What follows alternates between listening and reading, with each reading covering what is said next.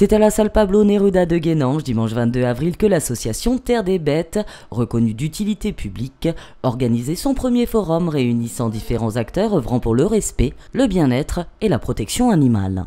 Créée en septembre 2011, l'association dispose de 3 antennes, une en Corse, une en Rhône-Alpes et une en Lorraine, et a pour vocation première d'apporter un soutien matériel et financier aux associations qui jouent un rôle dans la protection animale. En organisant ce forum, la présidente de Terre des Bêtes souhaitait communiquer sur les actions menées par les associations présentes, des actions bien méconnues du grand public.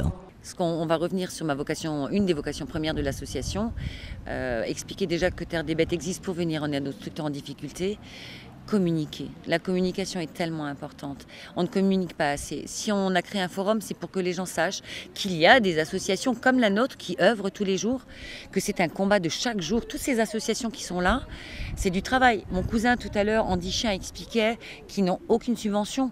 C'est 15 000 € un chien d'assistance. Ils n'ont pas d'aide, de l'État en tout cas. Donc les dons, les adhésions, pour toutes ces assos, pour toutes celles qui sont présentes, c'est hyper important. La LPO qui fait un travail remarquable avec les oiseaux et la biodiversité, ils ont besoin d'argent. On a tous besoin d'argent. Il faut que les gens se mobilisent. En même temps, en amont, si on dit aux gens, attention, s'ils apprennent à traiter un animal, à le considérer comme un être sensible, on aura peut-être moins de difficultés et moins de problèmes et moins besoin d'intervenir. Et donc le but, c'est effectivement la communication. Maintenant, en passant, Terre des Bêtes a besoin d'argent parce que sinon on ne peut pas payer les factures vétérinaires. Donc pour le coup, oui, on rentre un petit peu d'argent. Alors autant dire que c'est pas énorme parce que les intervenants viennent de manière... On n'a pas demandé d'argent. C'est gratuit. Les entrées sont gratuites. La seule source de revenus qu'on aura quand on aura payé les frais, c'est les boissons, les cafés, les gâteaux, la nourriture. Voilà, c'est tout. Le but n'est pas de s'enrichir et aucun de nous ne va s'acheter un super 4x4. Ça marche pas comme ça chez Terre des Bêtes. Pas de 4x4 chez Terre des Bêtes, mais une réelle volonté de venir en aide au monde animal et un investissement sans faille de la part de l'équipe de membres et bénévoles qui entoure Rennes. Ensemble, ils parviennent à fédérer différents acteurs autour de cette noble cause qu'est la protection animale. 25 exposants étaient présents, le public retrouvait ainsi des refuges, des spécialistes en bien-être animal, en premier secours pour animaux, des comportementalistes, des ostéopathes ou encore des phytothérapeutes et éducateurs canins, en passant par des friandises pour chiens bio, sans oublier l'association Andy Chien, connue nationalement pour former des chiens guides. Ces associations ont pour point commun de n'exister que grâce à des généreux donateurs. La faune sauvage était représentée par la Ligue pour la protection des animaux, le Clan du Loup ou encore le Centre de sauvegarde de la faune sauvage. La protection des animaux de la ferme n'était pas en reste avec la présence de l'association Wellfarm. Les visiteurs ont ainsi pu être sensibilisés aux différentes causes animales. Quant aux bénévoles de Terre des Bêtes, ils étaient présents pour délivrer des informations sur ce que sont des adoptions responsables ou encore présenter l'utilité de stériliser ces animaux de compagnie. Bien évidemment, Terre des Bêtes, à l'image d'autres associations comme le Refuge pour animaux ALDPA, l'association Rescue Bosseron et compagnie, procède également à des sauvetages et à des adoptions responsables qui rappellent chaque jour aux bénévoles la raison d'être de leur investissement. C'est une corde que j'ai rajoutée à mon arc en fait il y a 3 ans. Je me suis rendu compte qu'on avait besoin de sauver des animaux et je parle juste de Rex, le dernier berger allemand que Terre des Bêtes a récupéré. Rex, ça a été un crève-cœur.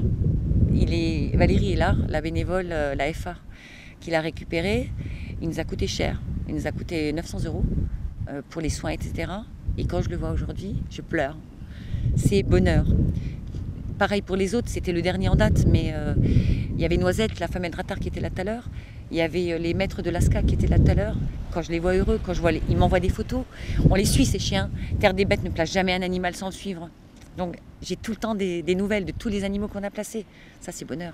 Les associations sont également contactées pour dénoncer des faits de maltraitance et pour que cela puisse aboutir, il y a des formalités à respecter. Terre des Bêtes peut prendre note, en fait, en sachant bien sûr que c'est toujours délicat. Parce que les gens ont tendance à nous appeler pour... Bon, c'est pas toujours le cas, mais c'est souvent mon voisin maltraite son chien. Nous, ce qu'on a besoin pour monter un dossier, on l'a déjà fait chez Terre des Bêtes, et on a demandé un dossier qui soit vraiment complet, à savoir témoignage écrit nominatif, des photos, des faits, date et horaire, c'est très bien. Plus le dossier est complet, plus moi je pourrais monter le dossier, je l'envoie directement au procureur. Notre dernier cas, C'est d'ailleurs très bien passé parce que le dossier était bien monté et que le procureur a ordonné une enquête. Si on n'a pas un dossier complet, on ne peut rien faire, il faut que les gens le comprennent. Voilà. La directrice de l'antenne de Lorraine de Terre des Bêtes nous a confié être toujours en recherche de bénévoles car l'univers de la protection animale reste très difficile.